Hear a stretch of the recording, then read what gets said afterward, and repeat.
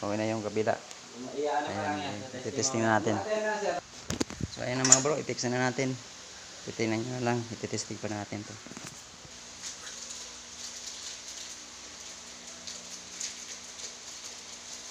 Ito dito talaga, masira na talaga yung kabila.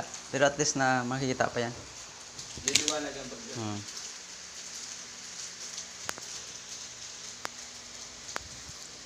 Hanggang sa mag-blackout na ulit. Hindi, ang kuan yan, sakit yan, masira yung backlight. Walang display yan. Kaya yung backlight mo buo kasi, yung pinalabas namin yung display lang. Ito talaga yung item niya, hindi na talaga makuha eh. Pag nawala yung display ulit. Ha? Ibig sabihin, pag nawala yung display, iba ng trouble nun. Baka pundi na yung ilaw mo. Backlight? Oo, yung backlight. Buo kasi yung backlight mo. Pero kung bumalik na sa ano, yung warranty. Hindi, di ba buo na may backlight? Oo. Yung pinalabas namin yung display. Yung display. Ayan o. Ayan, diba? Eh, di ba asira nga yung display, di ba? Hindi, pag iba yung kuan, iba yung trabaho ng backlight. Oo. Ibang trabaho ng display. Oo nga, pag nawala ulit yung display. Ay, ibig sabihin na may sira yung backlight na.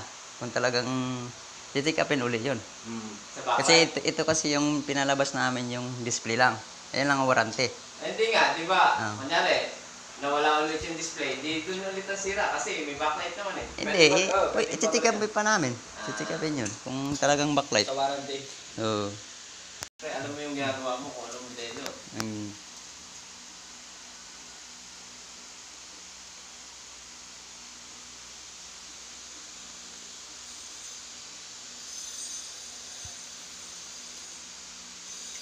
Parang cellphone din talaga. Android eh. ABKB pa pala yan. Okay, pwede na. Hindi na talaga matanggal.